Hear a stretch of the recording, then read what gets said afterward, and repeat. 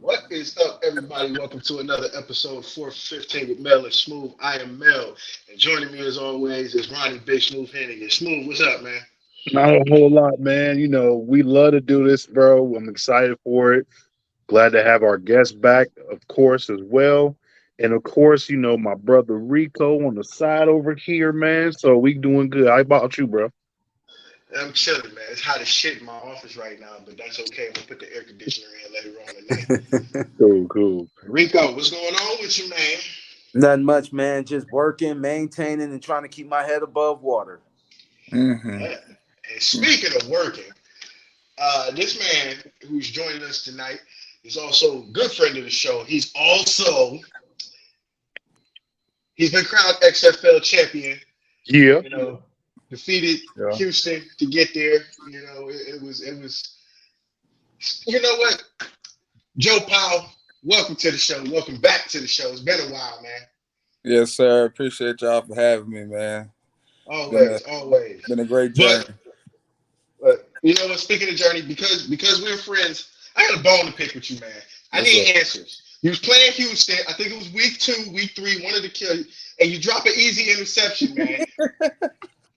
I need answers, man. What happened? You did you start laughing because you knew it was right there? Or what? I need answers because I literally told one of the players I coached, I'm like, his number 4 on Arlington, you'll know it's him because he got all the hair.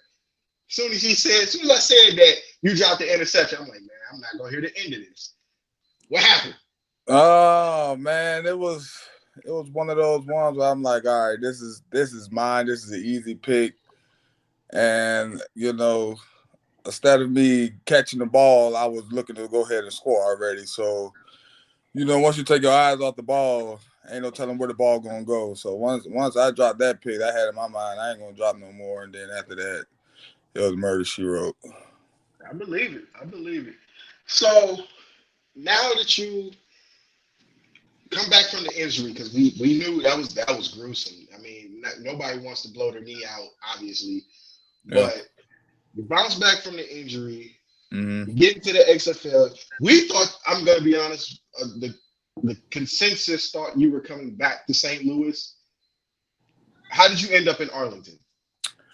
Well, that's where my coaches from St. Louis, when I played in the first XFL, they all was with the Arlington Renegades. So I stayed in contact with them throughout the years of the XFL coming back. So, once the draft came around, I was just in communications with my defensive coordinator.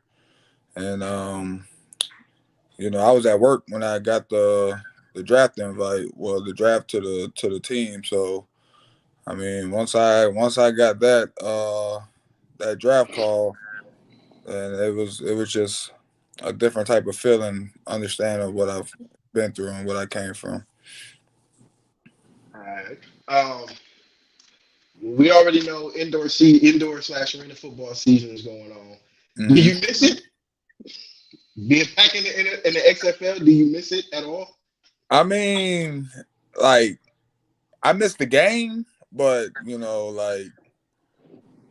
in that league, not really. I mean, because if you think about it, like, arena is what paved the way for me to get to the next level. So, of course, arena is going to always be a love for me, but it's always better to be doing it at a higher level. So, I mean, the XFL is right now is what's taking care of me and the fam. And, hopefully, I get another shot at the league. But if not, the XFL will be my NFL. Glad you brought that up because Rico posed the question in our group chat earlier. And actually, Rico, I'm going to let you ask it. Oh, okay. Well, what are some of the differences when you played in the NFL versus playing in the XFL?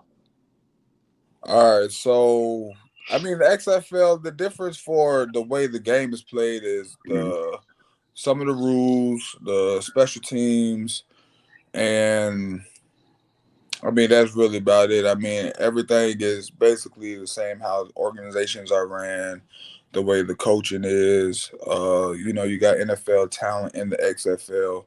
But I mean, for me, speaking on myself, when I was first in the NFL, I wasn't as polished as I am now mentally. So when I was in the NFL the first time, it was I'm going to say like as far as understanding the game of football, I really didn't truly understand it the way I do now. So being that I had a couple of outdoor professional seasons under my belt, playing with basically the same defensive coordinator I've been playing with, I've been able to learn the game in a different aspect than when I was in the NFL the first time. And you was playing with the Bills, so you was damn near freezing to death up there. Facts. Now, somebody wanted to ask you about, Joe. Right. Compared to your previous stint with the XFL and then now at Arlington. Now, obviously, big ups to you for getting the championship. That's something that we were all excited for to see you do and to accomplish. What would you say is the difference between your first stint in the XFL versus now, other than winning that championship? Like, what's the biggest thing you see between who you were as a player then versus now? If I'm going to be honest, the difference is the first XFL I was a backup at safety, and then this year I was able to start basically majority of the season and make an impact on the team. Like the first year, yeah, I did a great job on special teams, and I was the special teams captain the first year, and this year I was actually our punt returner, which was my first time doing. Played a little bit of kick return, and this was my first time being able to start in an outdoor professional league and be able to make a true impact on the team. That's yeah. I outside of the I'm gonna say the special teams part, because to me I think that's the biggest difference that I've seen from the special teams we all grew up on, where everybody make a beeline towards you, and now with the XFL, you can't move, especially on kickoff. You can't move till the ball hits the returner's hands. Right. So when you found out that rule as a returner, what was the mindset? Because as of yet that I know of, nobody else has returned a kickoff for a touchdown other than you. So how was that? Because I always wanted to know, what was that like? Like, what was that play like for you going through the motions before getting into that game? I mean, all week when they put that play in, I mean, I already said to myself that I was going to score on that play, only because I was playing kick return previous and in the arena league, so in my opinion, it's kind of harder to score in the arena league. I look at it the same way. Like when you catch the ball off the net, you turn around, the guys is basically in your face. So I mean, I just believed in myself throughout that whole week. I spoke it into existence that whole week. I kept telling a couple of guys, I said, I'm going to score on this kick return, and I mean, my biggest thing was making sure I got the ball, caught the ball, and then after that, I was just allowing my God-given ability to take over. Right. All right. Now, with that being said, I have to ask, because the team itself was very good, but the record didn't show that. So what changes did you and the rest of the team make in order to say, you know what, we're sick of Houston shit. They're not really as good as they think they are. And not only do y'all show it, y'all coast into the championship, pounding DC. So what changes did you guys make during the season for literally everything to play out the way that we saw? In my opinion, our biggest change was our quarterback with Luis Perez. Once he came, the whole dynamic of the team changed because he came in with a positive attitude. He came in with a winning demeanor. He wanted to get around the guys, get to know the guys. You know, he came in and changed everything. Like, our defense been good all year. Our offense wasn't the best, but they were struggling throughout the year. They had their ups and downs for each game. But once Louise came, the pace just kept going up. And then, you know, like everybody says, not how you start, it's how you finish. And I feel like the way we finished the year was better than anybody all year. So, I mean, I think that was the biggest difference because us defensively knew if our offense score, we win no matter what because it's the momentum in the game. It's the momentum within the team. Like, our defense was stout all year. So, only thing we was asking the offense to do, you score the first drive, we win the game. Yeah, I didn't want to be that guy, but Perez was clearly head and shoulders better than the previous starting quarterback. I don't even remember his name, to be honest. That shows you, and that's not a knock on him, but that shows you the difference in what a quarterback can do for a team. Yeah, And leadership. you talk about what a difference a day makes. That day he came in made all the difference. Yeah. Hey, wait a minute, hold up, Ronnie. Is you wearing that fucking championship that Georgia shirt again? What hat you got? I thought you were talking about me. I know what hat I got on. God dang it! But well, we see the shirt you got on. Obviously, that's the championship shirt. Oh, you talking about the back to back shirt?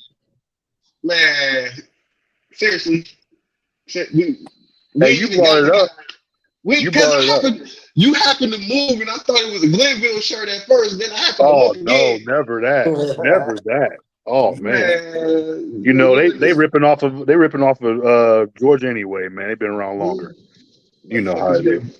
But look, two championships, and now it's on. Yeah, y'all can't beat it, man. If you don't. But Joe, with regards to upcoming off season, man, what's some plans that you have going into like the upcoming year? Like, what do you want to do, and what's your primary focus? Primary focus is, for one, just staying ready for the most part. I told myself that I wanted to do a body transformation, so I just want to make sure that I'm able to be in a top-notch shape because at the end of the day, for football years, I'm only getting older. So, the more I stay active, the more I stay ready, the more I do the right things with my body and my mind. I feel like that's what's going to keep me young in this game. Of course, after the type of season that I had, I do want to have another shot at the league, but I'm not gonna say I'm satisfied, but I'm happy where I'm at in life. I'm engaged, going to be a husband soon, so I'm happy where I'm at with that with my family. So I mean, it's just the biggest thing that I felt like that I struggle with over my career is staying ready for the most part when the thing that you're chasing is sometimes it looks so far, but it's really closer than you think. So that's really my main focus, man. Just staying ready, staying active, and if I get the call, I'm gonna be ready. But if I don't, I'm gonna make sure the next time I'm in the XFL that I'm gonna dominate again. For sure. And then, do you see yourself going back to Arlington, or does it work differently with contracts? As of right now, they hold our rights. So I would love to go back to Arlington. It's a great city. It's just a great place to be. I really didn't do much with being out, but when I was out, it was fun. So shoot, Arlington is really a great place to be. Speaking of that, I wanted to know what was the atmosphere, because we know y'all had home games at Arlington. Obviously, they weren't where you wanted them to be, which would have been at Cowboy Stadium. Right. But what was the atmosphere like when the fans showed up? Like, was it arena atmosphere where the fans engaged you, or was it just, it's football in Texas, so it's business as usual? I'm gonna say they really engaged us. I mean, it wasn't really like if you walk around as a regular person, a lot of the times they're not gonna notice you only because we literally surrounded by the Rangers and the Cowboys, so it's like we like the little step kids of the big dogs. So we had a good fan base though, and I mean, for the most part, all our home games was packed out for the most part. The energy was always up, and I mean, we brought the first championship to Arlington in a while since the Cowboys. So I was just next about to say year, that you know, I wouldn't even consider you Yeah. a stepchild at that point. You did something Dak ain't been able to do. yeah, we the big dogs right now. But it's amazing how and I'm not even saying this to be funny because this is kind of true. You invest so much money as NFL, like Jerry Jones, you invest so much money in Dak, Zeke, Micah Parsons. You got one of the better teams on paper, yet your quote unquote little stepchild just did something with less money, in a smaller venue, and they end up bringing back a championship. How does that work, Jerry? If you're watching, I'm not knocking you, but man, you might want to go have a meeting with your partners down in Arlington. Yeah. See what y'all can do, because this is. I ain't even a Cowboys fan, but something got to give, man. Something got to give.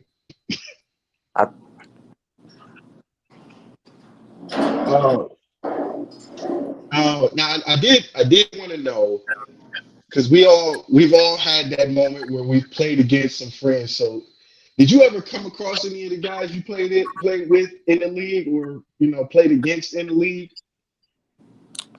You talking about the NFL? or XFL? Like when you this season, or the season you were in St. Louis, did you come across anybody you had played with in the NFL? Yeah, Or yeah. Jordan Tuamu, the DC quarterback, he was my quarterback in St. Louis.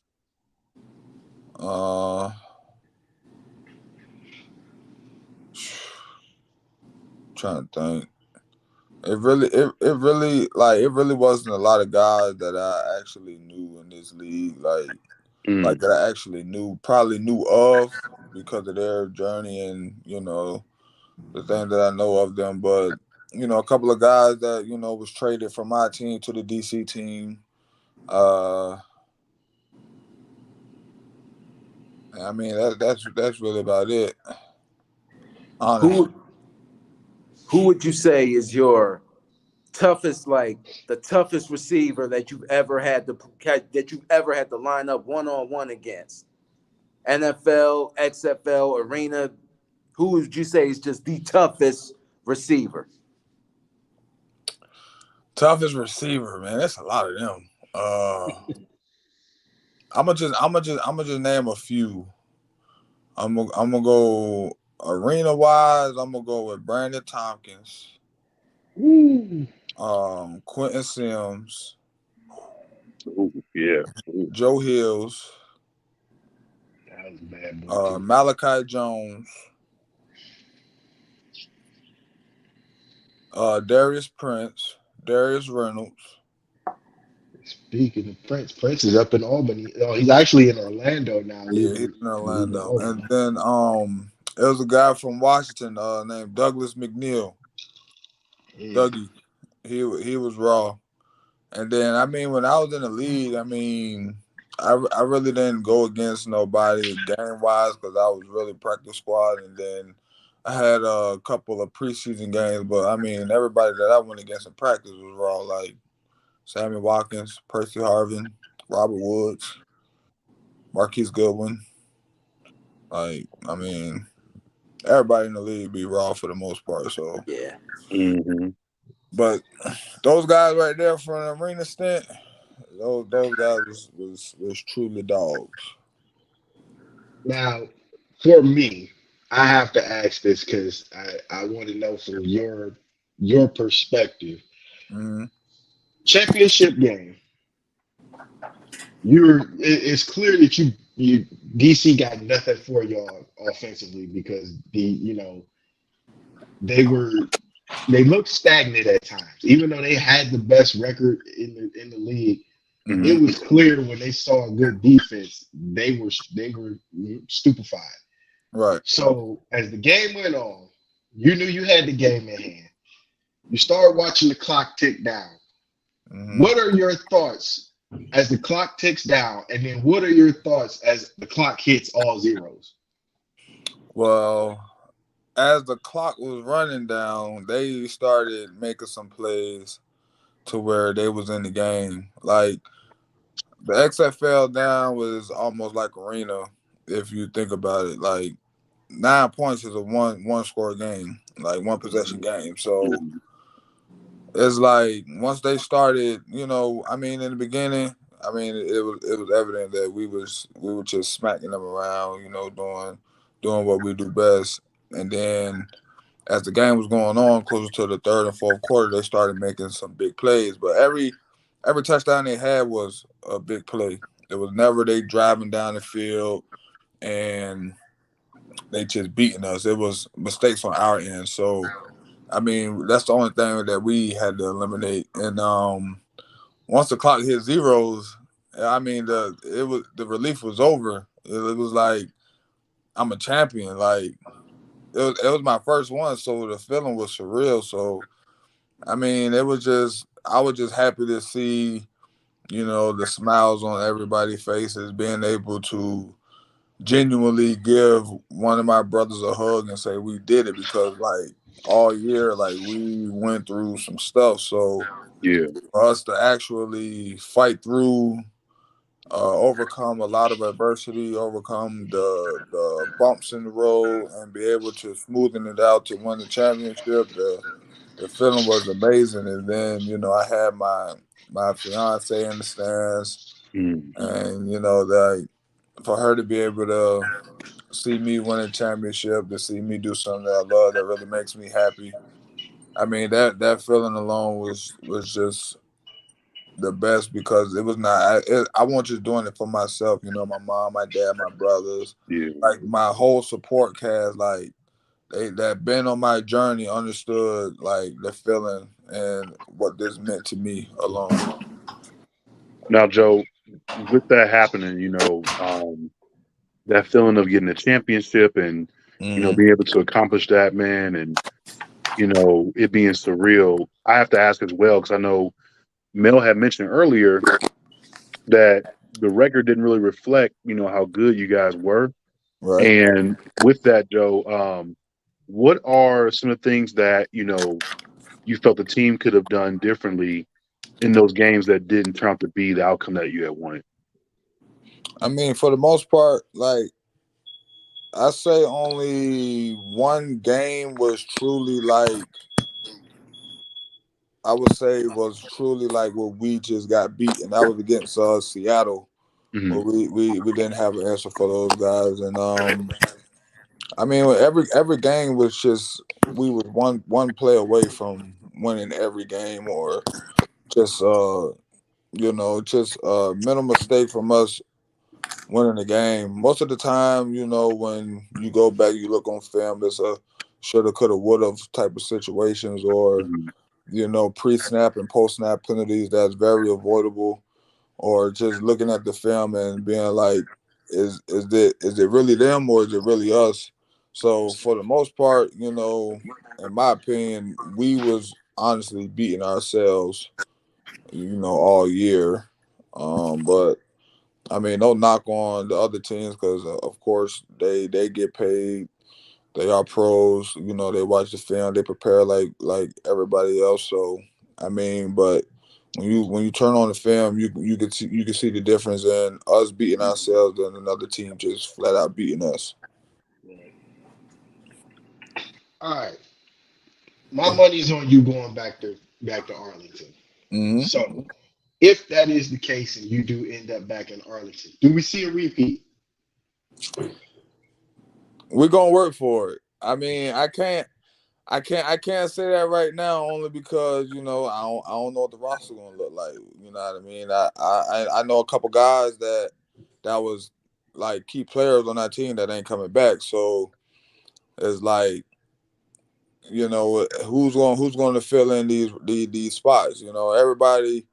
Everybody's probably not going to play again next year. Because some guys is good without football. Some guys going to have better opportunities. Some guys going to have different opportunities. So, when you come into it on hopefully the guys that do come back, and if it's new guys or if it's returning guys, everybody understands the magnitude of what we've done last year, and hopefully that they are willing to come in and work and do the same thing that we did the previous year. So, if I'm back there, then I'm never gonna say we ain't gonna do it, but yeah, we'll do it. Cool. Tell Dwayne, Rock, however he responds to names nowadays. Tell him we all need an Arlington jersey because I don't think it's fair that none of the XFL jerseys that I was able to see watching the season were up for sale, and I really liked Arlington's jersey because it looked like y'all were the team to beat, if that makes any sense. Because when you look at DC, you looked at Houston's was terrible. I'm sorry, Houston's was terrible.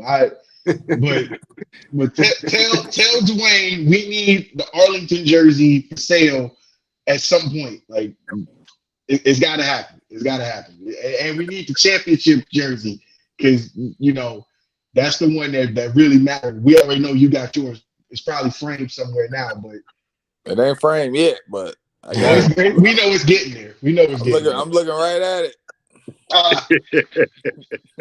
Well, we need the Arlington jersey for sale somehow, some way. You got to tell Dwayne he got to make it happen. Nah, for real though, I really hope like next year that they sell our jerseys, because all the jerseys that they were selling was Dwayne Johnson jerseys. We already had his. We got his in college. We don't need that one. We need the actual. We need the he hate me's of our generation now. Yeah. Sure. They need to get us right, man. Yeah. I was looking, and I'm like, that's why I messaged you that one day. I'm like, man, I need that Arlington jersey.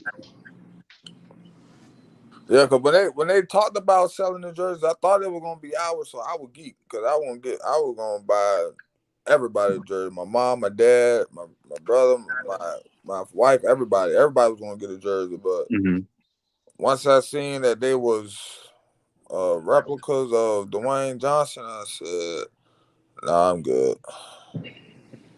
There's no knock on Rock. It's not a knock on him, but like you got that. The Renegades had the hot hand when Perez stepped on the field. They had the hot hand. I don't think y'all lost another game after that. Now we probably lost 2 or 3, but Well, every time I looked up, y'all won. So in my book, you ain't lose one. Probably lost 2 or 3. For those watching, quick update in major leagues. The Guardians are down 2-0 to Baltimore at the bottom of the second. Cal Quantrill is on the mound for the Guardians, and we still have Josh Bell on our team. We'll talk about that later. We'll talk about that later. But Joe, we really appreciate you being on, man. It's great to see you again. Congratulations on the family. Congratulations on the championship. Yes, sir. Appreciate y'all. We wish you more success. You're always welcome back anytime you got some free time. Hey, man, whenever y'all want to have a conversation, whenever y'all want to talk, just let me know. I'm here. Right, appreciate that, Joe. Thank you, man. I appreciate y'all, man. All right, man. Take it easy. Yes, Lord. Be blessed, brother. Thank you, same. All right. That was Joe Powell of the Arlington Renegades in the XFL Championship Arlington Renegades team. Great guy, friend of the show, as we said earlier. Now let's get down to the nitty gritty. Last night, Oh man. Jimmy Buckets comes through and saves me the hassle of having to cuss him out for the rest of the offseason as the number 8 seed Miami Heat make it all the way to the NBA Finals to play the Denver Chicken Nuggets. I gotta ask the both of y'all. Did y'all see this coming? Like the entire landscape of the playoffs, the way everything played out. Did you see that coming? Hell no. No. I had Milwaukee coming out the first round. Did you see how Miami shot in the damn middle of the season? Nah, did not see that coming at all. But I'm not surprised either because Eric Spoelstra, the way he coaches these guys up and the way he's developed these undrafted players, the Miami Heat go out and they win. They win. When you play for Eric Spoelstra and you put on that Heat jersey, who's under Pat Riley, that's just winning basketball. No matter what position they're in, they're gonna find a way to win come playoff time. And don't forget, man, y'all talking about Pat Riley. Y'all act like Pat Riley ain't never dressed like a man from the mafia. Like it's all written right there. Like it's really if you pay attention, y'all ain't looking at the right shit. I keep telling y'all, man, y'all got not y'all, but like people watching, y'all ain't paying attention to the right shit. Y'all have to look at the way Pat Riley when he was a coach. Mind you, he coached the Lakers. Then he coached the Heat. Y'all ain't paying attention to that slick back hair. You ain't paying attention to the suit. It was always black. You never saw him wear another color suit. Nope. Not at all. It was always a black suit, and his hair was always to the back, like he was about to go wipe somebody off the face of the earth without a trace. Man, y'all ain't paying attention. So if you coaching under Pat Riley's regime, you better win. Speaking of which, playoffs are death. Speaking of which, I remember his video game back on Sega back in the day. This just a little side. He had a video game. He had a video game called Pat Riley Basketball, and let me tell you, game sucked. I was mad. I could never win that damn game. Now I got it, and I'm like, this is like the greatest thing ever. One of the greatest things ever. And I'm just like, damn, bro. Glad you cleared that up because Pat might have been knocking that. He might have been looking for you. Pat Riley Basketball, man. But when you think about it, honestly, I was not expecting this matchup. I honestly thought, and just like everybody else, and this had nothing to do with me being a Cavs fan, but the team on paper and the way the team had been playing all season, I literally saw once Milwaukee went down, I saw the Cavs in the conference finals. Okay, that didn't happen. So who's next? I'm thinking Boston. If Milwaukee ain't in, Boston got a clear shot. Mm-hmm. I thought the Cavs could have took Boston. We ain't had no trouble with them all season, but playoffs and regular season, as we both know, is a totally different story. So with that being said, when I saw Milwaukee go, I said, yo, Cavs got a clear path. This is the easiest layup they're going to get. Then they lose to the Pants. For those of y'all watching, that's the Knicks. Yes, the Knicks are named after Pants. So now I'm like, okay, if it ain't going to be the Cavs, it's not going to be Milwaukee. Boston, you up next. And then Boston shits, but they shit the bed again. Now, is this because we all watched it? So I'm gonna ask y'all, and I want to hear this from both of y'all because maybe this is just my own opinion, but is it the team or is it the fact that Boston gets too complacent in the playoffs? I would say. Let me rephrase that.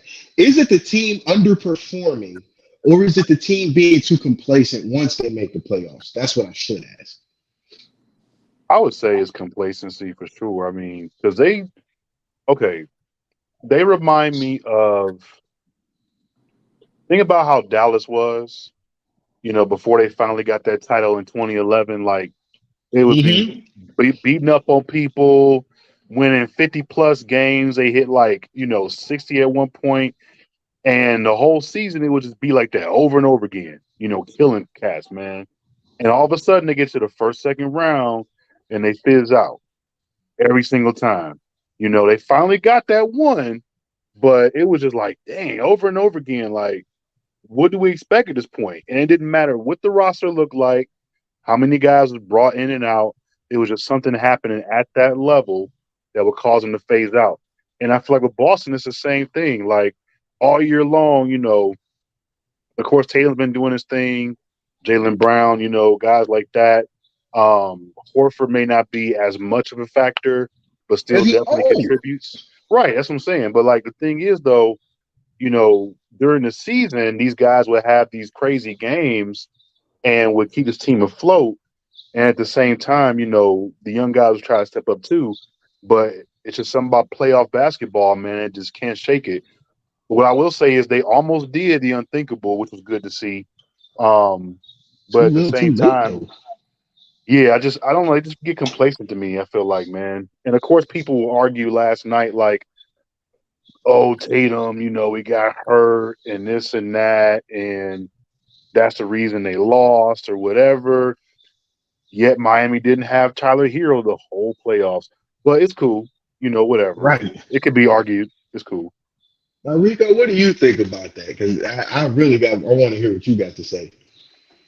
Sometimes I do think that Jason Tatum, when it comes to these big moments, it's almost like he's invisible.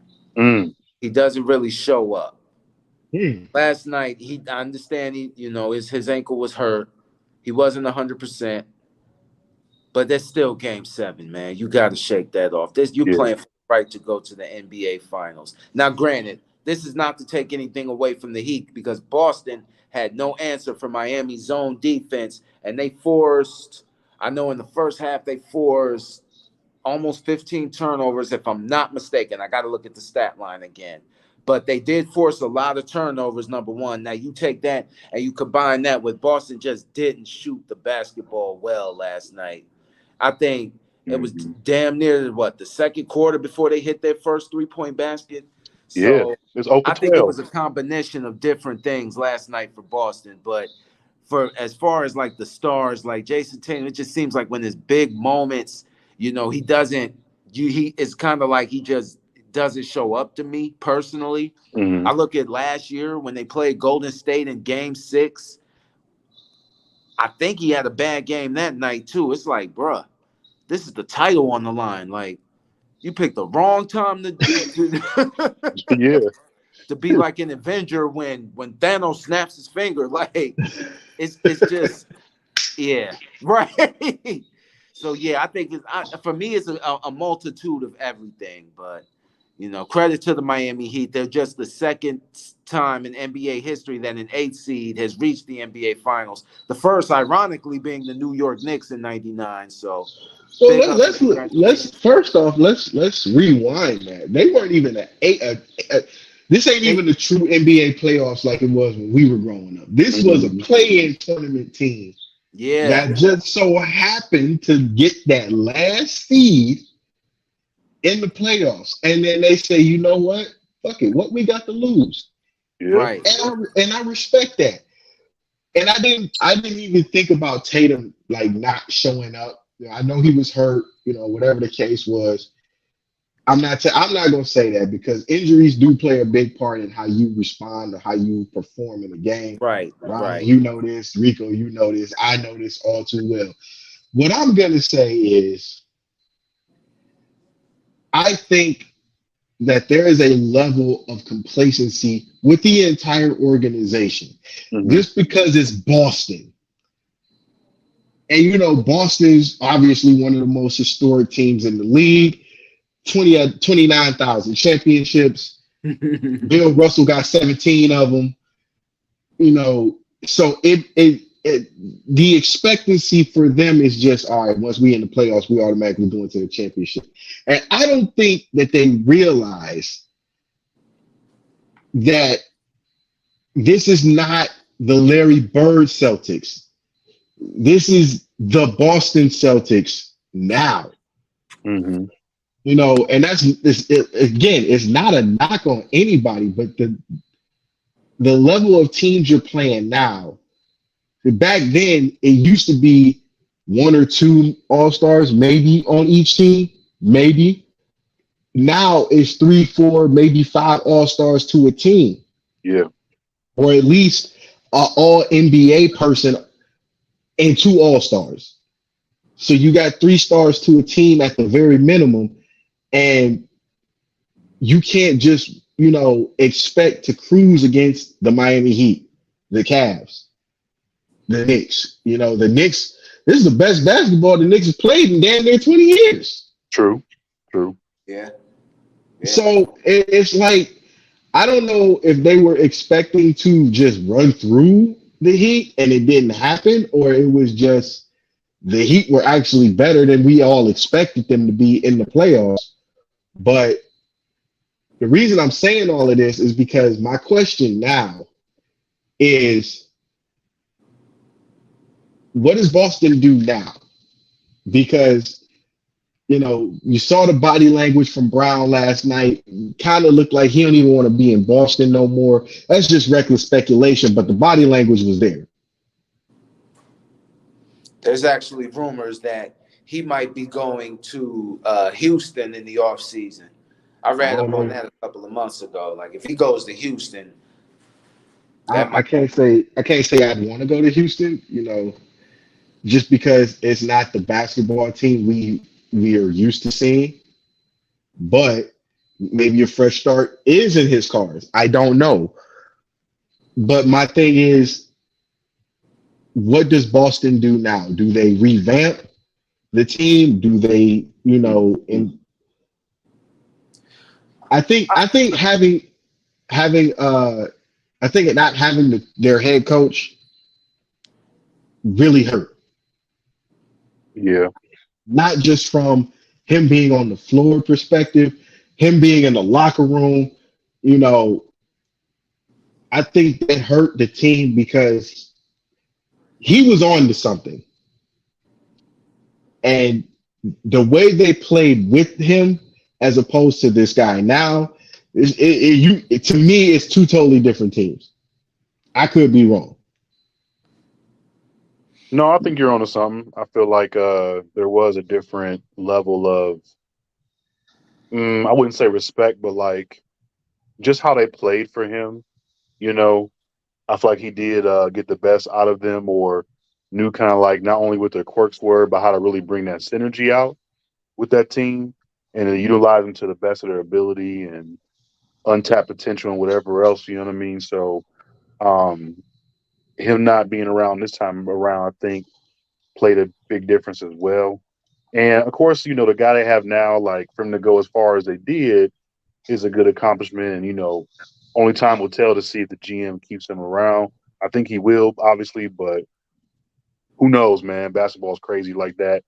But yeah, I mean, with the rumors about Houston, and of course with Udoka being there, you never know, man. Anything could happen. You know what I'm saying? Because that was a good point you had brought, Rico, in mentioning that. Because there's talks about, also like Harden possibly going back or whatever too. So, it's kind of interesting to see what they do in off season. I don't know about Harden. That's what I'm saying. Like, for what? Go back for what? Like, what's going to change if you go back? Maybe not a whole lot. Some guys might be just chasing a check. That's probably damn. the hardest.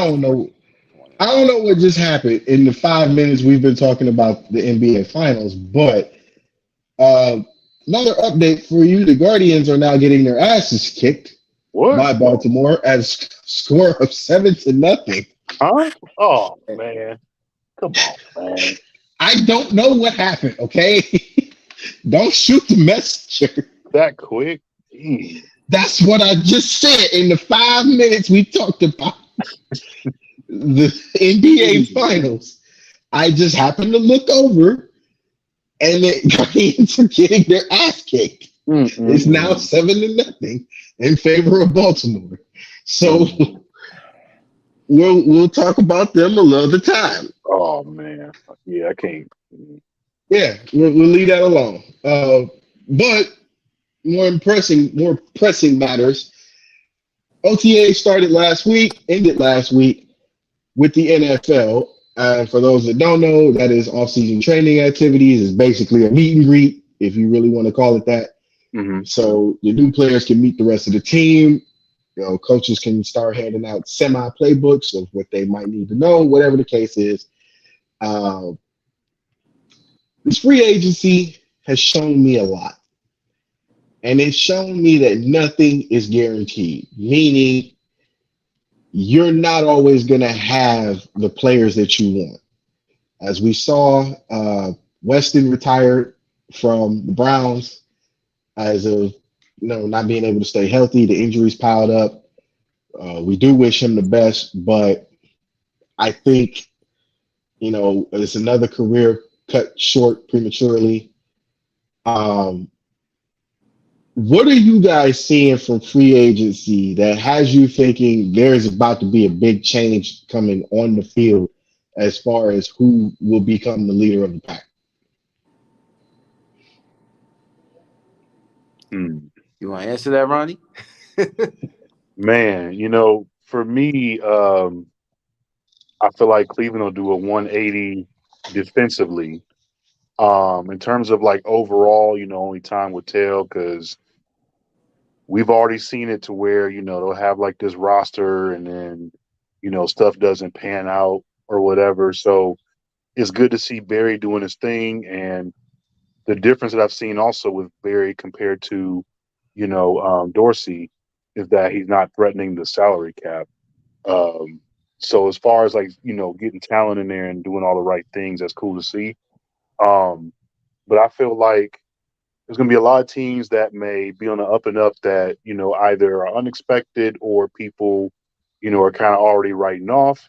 And then the ones that you expect to be on top, maybe a couple of them will continue to do what they're supposed to do.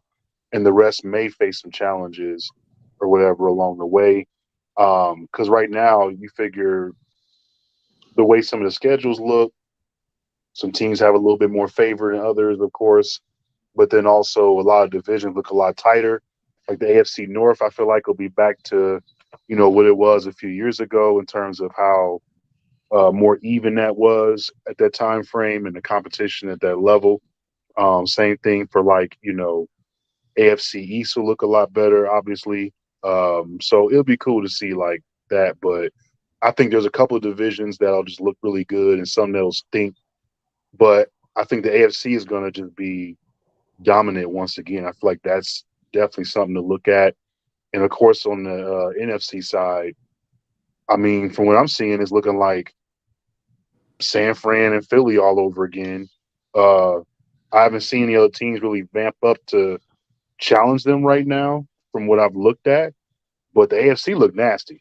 I don't know who's going to come out of the AFC, but the NFC is looking like them too. I just don't see anybody else looking that great on that side of the conferences, man. I go ahead, Rico. I'm sorry. No, go ahead. I want to hear this because that was interesting. I kind of agree with Ronnie. The AFC is really just up for grabs, and everybody is you of course you got Kansas City, of course, defending Super Bowl champions. Patrick Mahomes and Andy Reid is like that's like a match made in heaven. They, just the chemistry, and the way Andy Reid develops his players is just very amazing. Yeah. The AFC East is probably going to look a lot better. It looks like the Jets have found a quarterback at least for a couple more years, honestly. But they found a quarterback, that can win. I mean, he does have a Super Bowl. It's just going to depend 13 on, years ago. Yeah. Probably got some rust on it by now, but the AFC East is looking like it's up for grabs, and the AFC North too. I mean, Cleveland has made some stellar moves this season. Cleveland, Baltimore re-signing Lamar Jackson. That's always going to be a problem, and that offense is going to be revamped. Cincinnati with Joe Burrow, of course, and then You still can't count out the Pittsburgh Steelers. I don't care. I never count out Mike Tomlin and the Pittsburgh Steelers because, damn it, they're the Pittsburgh Steelers. And when you put on that Steeler uniform, you know what time it is. I don't count out the Steelers. I don't care if they 0-10. I don't count out the Pittsburgh Steelers. But yeah, the AFC is just it's like a Royal Rumble match. You just don't know what's gonna happen. As far as the NFC goes, Philly's looking like I said, like Ronnie said, Philly is just looking like they're probably gonna be the ones to run away with it. They're definitely gonna be the ones, to watch for, the team to beat. Philly, you gotta, San Fran. Well, we're going to see what Brock Purdy does in a full season. The Washington has actually gotten better too, on paper at least. Yeah. But I would look out for Washington too. The NFC East is probably going to be tough again. The NFC North, I just don't really see anybody challenging Philly out of the NFC, except for one of the other 3 NFC East teams. I agree with Ronnie. I am going to be the one to disagree. Okay. And here's where I disagree. I do agree with you on Philly as far as Philly being the team to beat in the NFC. But I do not count out a surprise team outside of my 3. And my 3 are Philly, San Fran, and Dallas. I think with Zeke not being there, because it's inevitable. Zeke's gonna get cut. I'm sorry, unless he stays for moral support and a lower check. I don't see him being there. I thought he got it. That's crazy. It's not been I don't know if it's official or not, but we all, looking at the last 2 years, we in the know it's coming if it ain't came already. Yeah, and I don't remember. Okay, well, I think that's going to make the biggest difference because now it gives Dak more freedom with the ball, because Pollard can catch out of the backfield. Not saying that Zeke couldn't, but Zeke gained 15 pounds? In the last 2 years, he gained weight. He didn't look like he did 5 years ago. That plays a lot into you being slipped off from the team. I think he got that money and got complacent. That could have been something else too. I mean, you going to Dallas, you're gonna get a big check. True. But Philly, Dallas, San Francisco, those are my big 3. I don't see anything changing with them. But in the NFC North, I really feel like Chicago is going to make some noise. And how much noise remains to be seen. But Justin Fields, as we saw last year, he came into his own. He made the plays he needed to make. Now it's a matter of Chicago putting the team around him, which is something they didn't do for Trubisky when Trubisky was there, even though he made it to the playoffs twice back-to-back years with the same bullshit team that he had already started with. So I really think they'll make some noise, and then I think Baker and the Buccaneers will make some noise because that division in the South is completely up for grabs. There is no clear cut. We know who's winning the NFC South. So Baker has ultimately the same team he had in Cleveland, minus the coaching. So I really think Baker has a shot to make some noise with the Buccaneers in the South. And then don't be surprised if Kirk Cousins is in the mix with the Vikings as far as the NFC goes. We all know, as far as the AFC is concerned, that Patrick Mahomes is obviously leading the pack. But I predict the AFC North will be the scariest division in all of the NFL this season Mm-hmm. because there's too much riding on it. Who's going to lead that pack? Like we all know the pack leader. The pack leader in the East is Buffalo as of right now. The pack leader in the West is Kansas City. The pack leader in the South, we don't know. I Probably honestly, I don't, I as much as I want to say Jacksonville, I still got to be able to trust Trevor Lawrence, Yeah. and that ain't always guaranteed. Like this ain't Clemson, and I'm not saying that to you, but some quarterbacks go Johnny Manziel thinking they could do the same shit in college that they can do in the NFL, and it didn't work out. I'm not saying that's Trevor Lawrence, but let's look at reality. I feel like with every new quarterback, their schedule gets tougher as the years go. Mm-hmm. Look at Tim Couch. When he got here, he came out with the toughest schedule in the NFL. Yeah. And he got beat on for it. When Derek Carr's brother David came out, he had the toughest schedule. He got sacked 9,000 times in one season. He didn't last more than 4 years. Yeah. No fault of his own. But as we saw, the schedule got tougher. With this, I don't think he's really consistently played an AFC North team to where he had to see them all 4 times in the season, from Baltimore to Cleveland to Pittsburgh to Cincinnati. I think they've split it up. What's going to happen to Trevor when he has to see all 4 teams in a season? We're going to worry about that part later. My prediction is based on what everybody in the division has been doing.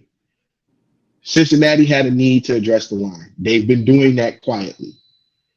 Baltimore needed to re-sign Lamar Jackson. The rest of the team is still there with the addition of Beckham. For what? But whatever. But you get your biggest piece back in Lamar Jackson. The Browns, as you said, Ronnie, Andrew Berry said, fuck y'all, I'm going to pull some people in. We're going to show y'all. He's done that. And you got a coach that loves to hurt people to go with it. And then Rico, as you said, is Mike Tomlin. Mike Tomlin has never had a losing season as long as he's been Steelers coach. I don't expect that to change. And they're getting younger on defense. And that's scary. That is scary because that was the part of the team that was the oldest. That's the part of the team that needed to be addressed the most. Now you got it. So my prediction, it's going to be a dogfight within the division. Somebody going to get hurt. Somebody going to lose a leg. But I'm sticking with this prediction. I predict the AFC North will be the toughest and scariest division everybody got to play this season. For sure. And just seeing all the different moves that were made. And like you said, with Pittsburgh getting younger on defense and then having, a leader in Patrick Peterson, come over there. That's pretty cool to see because, with Hayden retiring and some other guys, moving around, whatnot, to bring someone like that in, for that younger group and also someone that can team up with, Fitzpatrick and a couple of the guys or whatever, that's just cool to see too. So like that competitive edge is going to be there for sure. It'll be interesting to see what happens at quarterback for them and whatnot, because they've added some pieces they can throw to, obviously. So it's just cool, man, to be able to see all the movement happening in that division. And like to your point, that's going to be the scariest division in NFL. It may even be to a point where, we get to see teams in there where maybe a team gets 10 wins and doesn't make the playoffs. And it's happened before. I'm seeing that happen this year. That's probably what's going to happen. Somebody will be 10-7 and not make the playoffs from that division, so. And it's happened before. Browns made it, what was it, 07? They went 10-6, needed help, got the help, but still didn't make it. Yeah, because they were 10-6, didn't make it, but Seattle went in 7-9. I remember that season. You know what? The AFC North was not the AFC North. The AFC as a whole was tough that year. Period, though. It was. It AFC was tough that year. shit. You know what? Now that you mentioned the Seattle thing, it don't. I guess it pays to pay $1 million to get out of a conference that was traditionally beating the shit out of you. Yeah. They was in the AFC West, wasn't they? Yeah, and for Yeah, they those were. Yeah. for those watching and those that are gonna watch this, that is a true statement. For the first 30 years of their existence, 25, Yeah. 30 years of their existence, they were an AFC team. Yep. And they were stuck in the West with Denver, the Raiders, and the Chiefs. And we're getting beat on. Mm-hmm. Not just by them, but by everybody. And they were getting beat on. And in 2002, they said, you know what? We're tired of this shit. And we're going to fuck around and change. They paid $1 million and some change to get out of the AFC. Yep. Move to the NFC. It paid off because it got them a Super Bowl. Yeah. Two straight Super Bowl appearances. Yeah, but that was the cost. That was the price you had to pay. You took all them ass whoopers for 30 years. Now you want to leave. Yeah, it's a trip, man. But like I said, it panned out for them. They got a Super Bowl. They made two more. Well, they made one more. You know, they had Russell Wilson. They had Marshawn Lynch. They got a new stadium out of it because they were playing in the Kingdome in Seattle. Mm-hmm. You know, it's just I don't see anybody touching those three. Yeah. In the NFC, Dallas, Philly, San Francisco, because I honestly believe, you know, granted Garoppolo was leading the team in the right direction. We all knew San Fran didn't want to hold on to him because they knew they were going to have to pay him, which is fine, which is completely fine. But if you're asking me, and you're asking me to be honest, I would have rather have him as a backup and got rid of Lance than to keep Lance. I don't trust Trey Lance. I just don't. I'm sorry. He has not stayed healthy. That's for one. And when he has been healthy, he has not shown he's able to lead the team in the right direction. Mm. So if you're gonna make me choose to keep two quarterbacks, I'm keeping Garoppolo. I don't give a fuck what y'all do with Lance. Y'all can put him on the little league team for all I give a shit, but don't ask me for Garoppolo. Don't ask me for Purdy. I mean, it's funny, but look at what happened. Look, you didn't have Lance all of the season, right? True. You got Garoppolo back. He gets hurt. Okay, now you're down to your emergency QB, literally, which is Purdy. Purdy shows up, shows out. Y'all don't protect him in the conference championship. Y'all don't protect him, and they lose. I honestly believe if Purdy stayed healthy that game is totally different. The Eagles might still win, but they not beating on San Fran like they did the rest of that game. Yeah. Not at all. Like just look at the evidence. You saw what it looked like. Neither team could move the ball really because both teams had great defenses. And then all of a sudden, Purdy starts moving the ball. He starts threatening to score, and driving. And then all of a sudden, they gang jump. Purdy break his elbow. What happens if he don't stay? What happens if he doesn't get hurt? Are we looking at a rematch between San Fran and Kansas City? Like, I believe so. And now there's a rule change involved because of Purdy getting hurt. You now are able to have a third quarterback on the roster. So this is going to change a lot. Mm-hmm. The Purdy rule. Yeah, basically. Man. You got two rules named after players. You got the Mel Blount rule and you got the Brock Purdy rule. And he coming in doing that his rookie year. Yeah, and both of them were significant because with the Mel Blount rule, he can't beat the shit out of nobody downfield 15 yards. And with the Brock Purdy rule, all you can do is this to a quarterback. Yeah, basically. Oh my goodness. Man. Um, Now, go ahead. with free agency, I was going to ask y'all. Of course, there's a couple of guys still floating around out there. Ngakwe, Frank Clark. Guys like that. And of course, we've heard about Hopkins becoming available or whatever. Where do you see some of these guys ending up if they're signed by any teams this season? Hopkins, Cleveland. Yeah, I could see that. I don't know why, but even me being a Steelers fan, the football fan in me took over. Hopkins to Cleveland makes sense. And Perfect the fit. reason it makes sense is because Watkins has a good history with Deshaun Watson. Watkins can still go. Now, for those that are, enthusiasts, armchair quarterbacks, whatever y'all want to call yourselves, don't get it twisted. The Browns are not a bad team. The Browns have been cursed with bad coaches. That's the first part, with the exception of maybe 3 that I can think of. After 1999. Before 1999, they had a few that were actually exceptionally well. They just happened to be playing in the world's toughest version of the NFL. But with the 1999 and moving forward, they've been cursed with bad coaches. Romeo Crennel was one of their better coaches. He led them to a 10-6 record.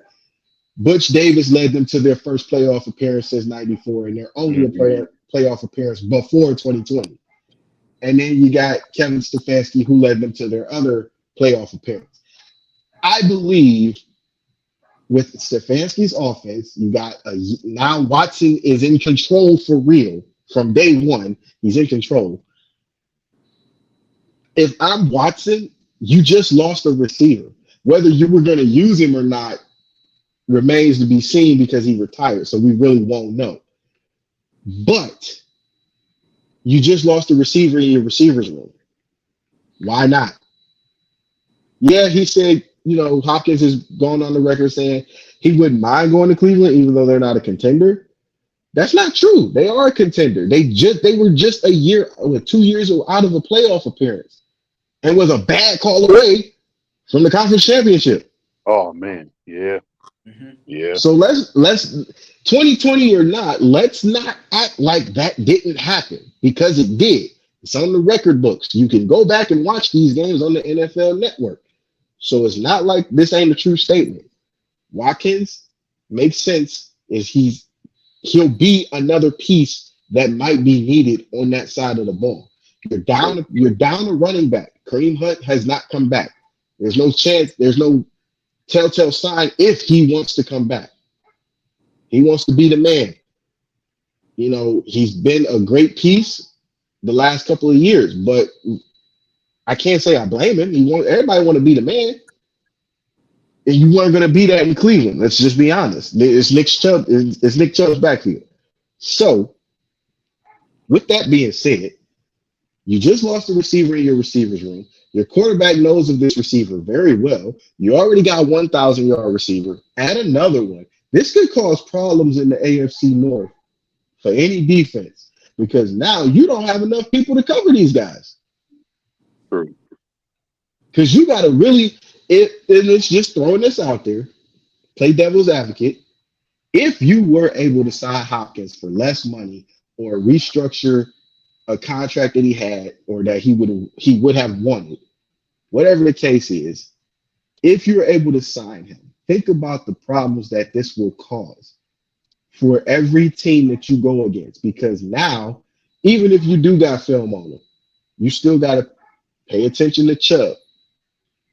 You got to pay attention to Dearness Johnson.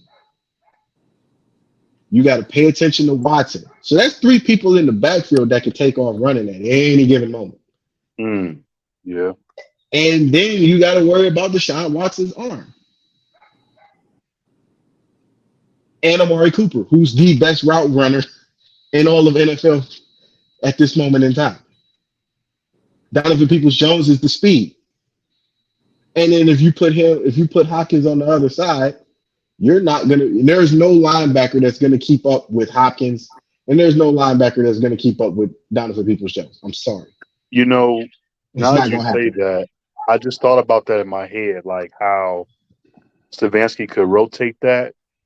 Because you figure if you have Cooper at the one, let's say Hopkins is two, and you go ahead and you put DPJ at a slot, Exactly.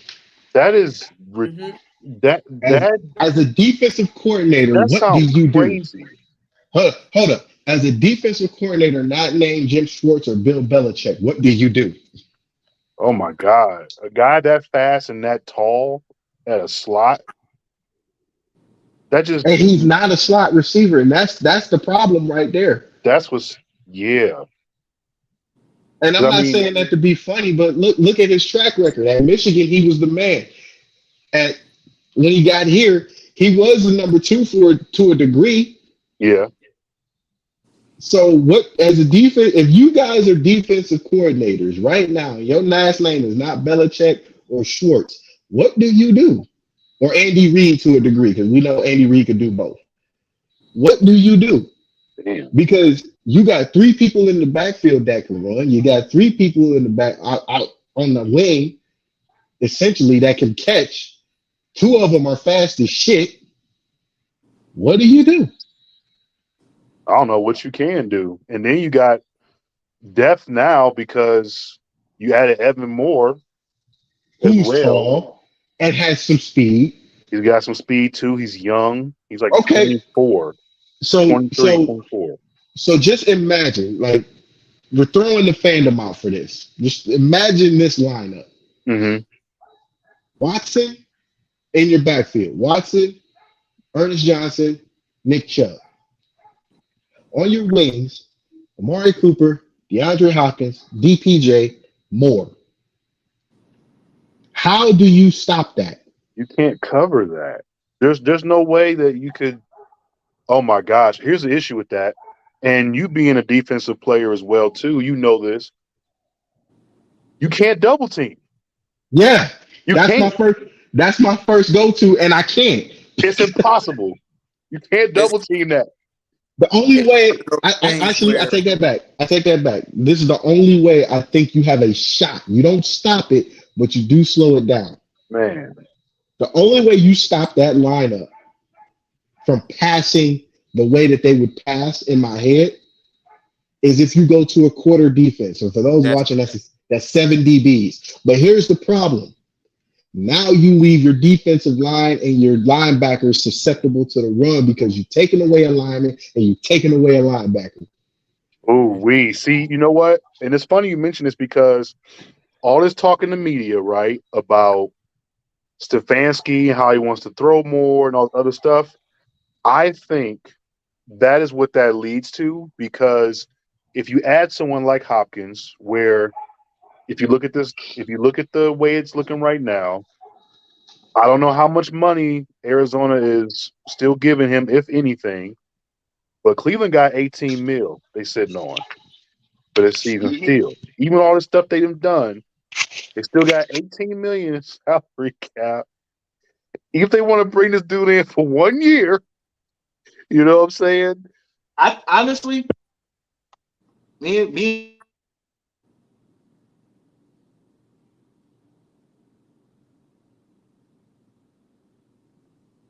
All right, my mic was messing up, but honestly, I think with that amount of money, if he's willing to, I throw all of it at him. I throw all of it at him, see if he takes it. And if I he mean, does, there's your four wide receivers right there for Cleveland. well, I mean, he does have so this was on what Cleveland 19 or whatever today, and they were confirming 4 hours ago that he did hire Kelton Crenshaw from Clutch, based out of Cleveland. Um, so it's interesting to see that that move was made as well. So I think that with him, he's like, well, he has to consider Cleveland in his choice of teams going with that particular individual. And of course, this guy also represents, like Chase Young and Kayvon Thibodeau and Devontae Smith. So he's Yeah. got other players, obviously.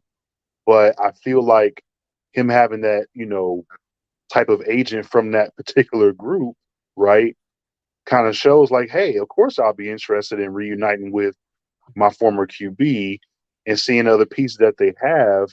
You still gonna be able to get yours because, like we just talked about, it's too hard to defend those other guys when you have all them spread out like that.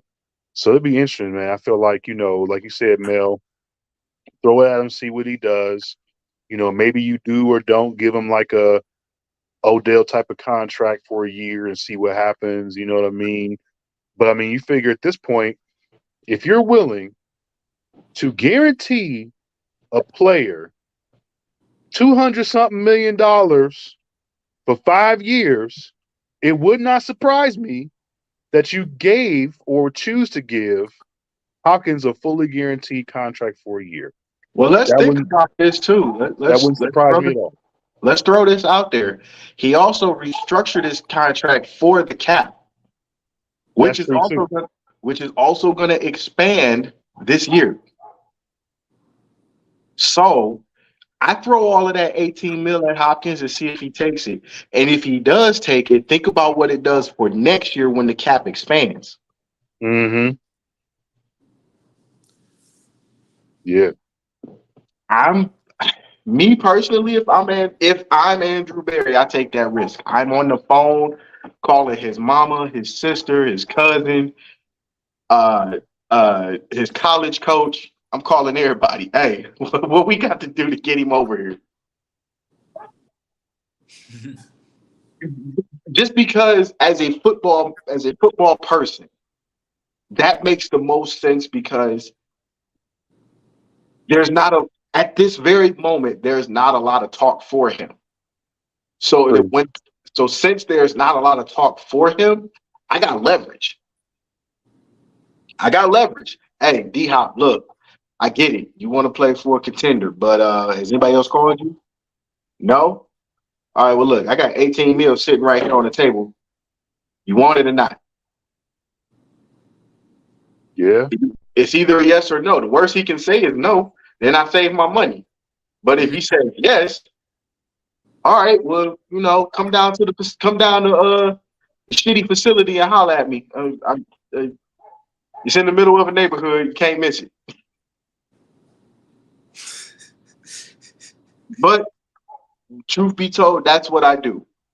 And all jokes aside, to me, as a football mind, that makes the most sense right now. I think that's the goal. It should be. That's the goal. That's the number one goal. If you could sign DeAndre Hopkins, your off season is just capped off, man. Now I've heard things about he may go to Kansas City, but I really don't see that happening personally. I don't either. I think he's gonna go. I think he's gonna sign with Cleveland. I believe. We have seen stranger things, so I'm not gonna rule out Kansas City. But the move that makes the most sense to me, I agree with y'all, is him coming to Cleveland because it's just too much there. You never really, outside of the injuries, you never really had a bad season when Watson was your quarterback. True. That's your first thing, and that's the first outside of the nobody's looking for you talk or nobody called you talk. That's my next move. That's my next. Hey, all right, ain't nobody calls you, but Watson over here, man. That's your boy. I ain't never really seen you have a bad season outside of injuries with Watson as QB. Mm-hmm. You got a running back, so it takes the stress off of you. And you got two guys that can learn from you. You got DPJ that can learn from you and Cooper. What you gonna do, man? And that's a good situation for Tillman as well to pick up from those three. Mm-hmm. Oh my goodness, man! Like him coming in, learning from Cooper, potentially Hopkins, DPJ, being closer in age. DPJ can still be learning. Yeah, that's what I'm saying. Like it's good for all of them, and even Evan Moore. I mean, you figure he still got 3 years left on his contract. You know what I'm saying? Like this is the craziest scenario And they gotta figure out how to make that happen, man. They have to at this point, because you think about that. Like you look at a team like Cincinnati right now, because if you look at the offensive side of the ball, Burrow having the option of throwing to either Chase or Higgins or whatever. Like it'll be nice to have Cleveland have a similar setup like that, where you have these two dominant wide receivers, on opposite ends, and other guys behind them that can fill in or cause the defense to still be running around like crazy to figure out what the hell to do. Hopkins is that answer right now, even at 31 years old. So, yeah, they gotta make that happen. But I do agree with you, Rico. I feel like that could happen. I feel like it definitely makes the most sense. There's not a whole lot of buzz right now, and it's funny because they keep asking these dudes every single day. OTAs starting to be over with, and practice is starting to ramp up soon, and all of that officially. The media just keeps pounding with them questions. The same thing: is he coming here? What y'all doing? What y'all doing? What y'all doing? And everybody deflecting. Oh, it's not out of the realm of possibility. Or Watkins like, yeah, it's my homie, and it'd be nice if he here, but I like this group of guys that we got now, and this is what I'm focused on. And everybody's talking the same talk in a different way. They're all like, don't get hyped, don't say nothing, don't smile too much. Like you can tell there's a consensus there in how they're talking to the media. Speaking of that, I'm glad you brought that up because this is the last thing I wanted to talk about because I wanted to get y'all thoughts on this. Okay.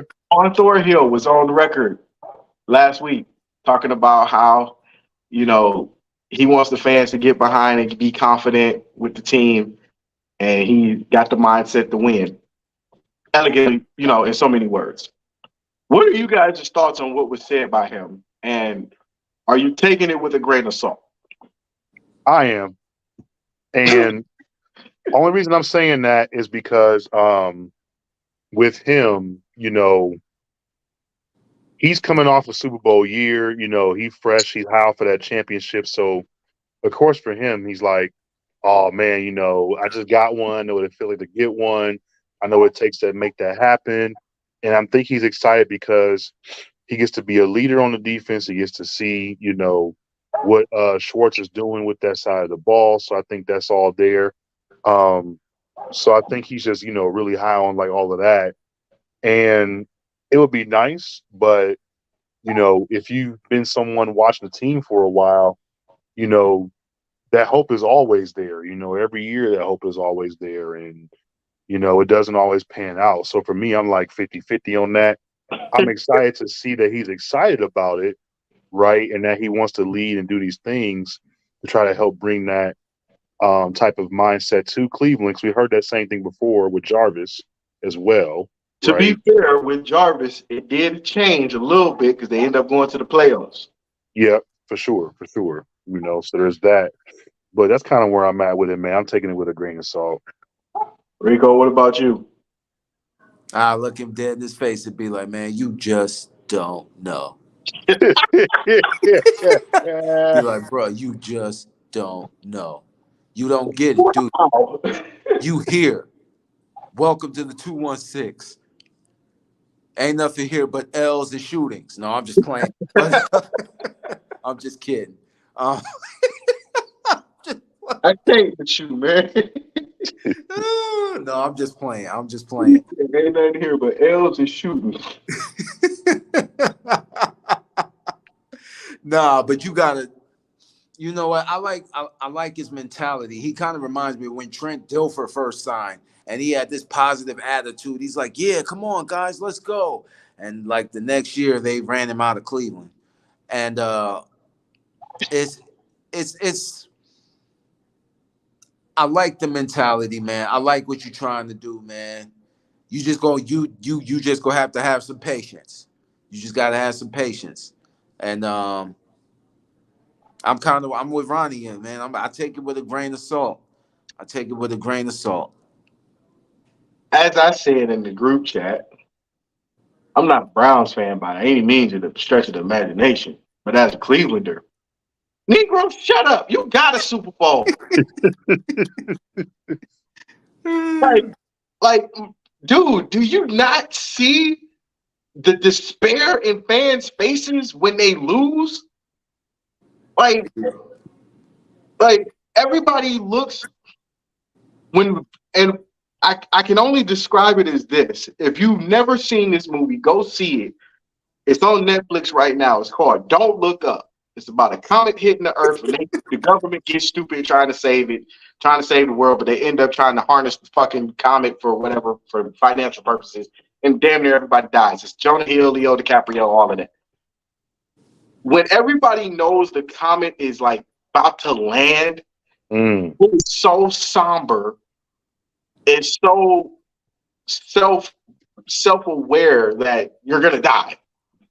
That's basically every Browns fan's reaction when they lose.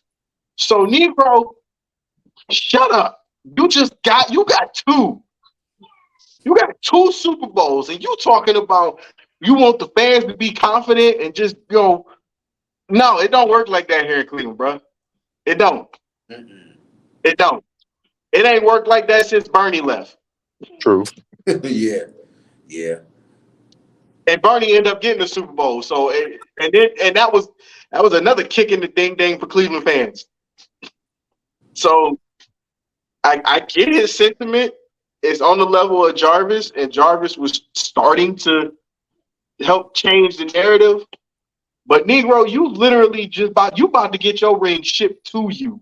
So shut up. Right. Exactly. Exactly. While we got a free moment, I wanted to throw this out there because it's relevant because it's coming up. There's a big game coming to this season's college football season. And that game is Tennessee State visiting Notre Dame. Now, the reason this game is so big is because not only are there 1, but 2 Ohio State-related people on the sidelines as head coaches. Eddie George for Tennessee State, Marcus Freeman for Notre Dame. What do you guys think about this setup and the fact that they're inviting Notre Dame, or Notre Dame is inviting Tennessee State to come to Notre Dame? I feel like State's gonna get their ass whooped. Well, yeah. Well, there's that. And then of course when these teams go, there's usually a decent payout as well. And something that a lot of coaches will say around the country that are in bigger programs will be like, hey, it's nice to help these guys out and blah blah blah, and that whole political side of it where they're like, oh, we're just trying to help these programs and whatever else. And you're like, yeah, help them get whooped on. And just to the money they get, obviously. But like, I feel like it's a good move. Just getting more exposure as well, with like with Notre Dame, with not Notre Dame, but like Tennessee. Okay, I guess I'm being summoned. So like with Notre Dame, can I finish, please? It's life, man. We know. Yeah. I guess for me, it's like just with Tennessee State, I feel like it's getting them more exposure. We've talked over the past couple of years about HBCUs, their importance, and then how the whole Dion thing and him coming in and giving that exposure as well too. But I feel like this is good, man. Them getting that invite to come there. Of course, we talked about Grambling going to LSU. That was another one, so it's just finally happening, something that should have happened already, I guess. Whether they take the, butt whooping or not, whatever, it's just good to see them getting that, that ring or whatever, being able to, not ring, but like, that call, I should say, not ring, the call to come, to play and to be in front of that crowd and to be exposed in front of a fan base that may not even know who they are. Right. Because you from on Notre Dame, like people, looking at touchdown Jesus ain't thinking about HBCUs. So they probably like, who is this team? You know, where they from? Where they at? You know, I know they're from Tennessee. Obviously, you're like, yeah, okay, Tennessee State. Hello. But I think that's what it does, man. Even them getting whooped on or whatever, it still gives them that exposure, and they need that. You know, it's good for the program overall. I'm gonna go out on a limb and say don't fuck around and lose to Tennessee State, because that game is September 2nd, right? Mm-hmm. And in 2.5 weeks, both Marcus and Eddie's alma mater is coming up to visit. Yeah. So don't fuck around and lose. And I'm not. The only reason I'm saying don't fuck around and lose is because somebody's already come in there and beat you in front of Touchdown Jesus. True. And it was another team from Ohio. So don't fuck around and lose. Just that's all I'm gonna say. I understand why you say that too. I understand why you say that. For me, my thing is, if you're gonna do the payout, you got to make sure it's a solid payout, because a lot of these HBCUs play these Division I schools, get killed, of course, and they're underpaid. Like a lot of them, I think one school last year, forget the school, but they only got they didn't even get close to $1 million. They didn't even get close to $500,000. So it's like a lot of these HBCUs go out here, they play these D1 schools, get killed, and really have nothing to show for it. So, yeah, I mean, it's cool you get exposure, but for me personally, I feel like they're getting exposure for the wrong reasons, because if you go out and you see a team get crushed like that on national television, if you're a recruit and you looking, you thinking to yourself, I don't want to play for them. They suck. They trash. You know what I'm saying? So you are absolutely right, because that game will be a nationally televised game, because who does Notre Dame have a contract with? Nothing but Catholics, NBC. Mm-hmm. Yeah. So it's like, if you're going to pay them, man, at least do the honorable thing, man, and give them a significant amount of money. Come on, you're Notre Dame. You're bringing in I'm sorry, I could be wrong, but your school football, for the most part, funds the university. More or less, yeah. More or less. But but I do got to give a shout out to their lacrosse team for winning their first national championship. They beat Duke yesterday. So, congratulations. Yeah. Thank you. Because it's hard to beat Duke in lacrosse. Duke really do lacrosse. So to beat them is a big thing. It's hard to beat them in lacrosse. They God's gift to lacrosse in college lacrosse. So. Yeah. College and lacrosse. They had a couple good football years, but not really. Man, nobody goes to Duke for football. Stop it. Nobody. I want to go play for Coach K. Right. All right. With that being said, we also got to do a couple shout outs, because we got to mention this. We will be in the city covering Garfield Heights Youth Football Organization through their flag season and their 7-on-7 season. We will continue that through June. And this week, the Cleveland Cobras will kick off their home slate of games, or their season actually, as they already beat the West Virginia Leviathan 20-3 2 weeks ago on the 20th. They will be hosting the Mahoning Valley Rough Riders this weekend. Kickoff is at 7 p.m. And you can watch that this weekend on our YouTube channel, the 216 Sports Network. Rico and I will be on the call, and it should be a good one, because anytime Youngstown and Cleveland get together, it's either a fight or a hell of a game. So one of the two is going to happen. It's either going to be a great game or a great fight. You got to pick one. Outside of that will do it for this week's episode. We will try to be back in between, because life is happening for us all right now. So we will be trying to keep you guys in the loop and making some further announcements with it. Just stick with it on our YouTube or Facebook, Twitter. You can catch Rico's Sports Minute, because he be upset when somebody piss him off, boy. For sure, man. Don't be, if you're a professional team, college team, if you any type of successful, don't fuck around and lose when you ain't supposed to, and Rico find out, boy. You gonna hear about it. Mm-hmm. I still ain't over the Cavs one. He said, "How you got 2 7-footers and you still getting out rebounded?" I was mad that night. Hey, it makes sense though. I was mad. I didn't say he didn't make sense. I said he was upset. Yeah, I was pretty upset. He said 2 7, not one, but 2 7-footers, and you still get out rebounded. Mm-hmm. You had a good point because they end up losing that series. So yeah, I was. Yeah, I understand. So for Rico, for Ronnie, that's 4th and 15. I'm Mel. That's Smooth. That's Rico. Peace.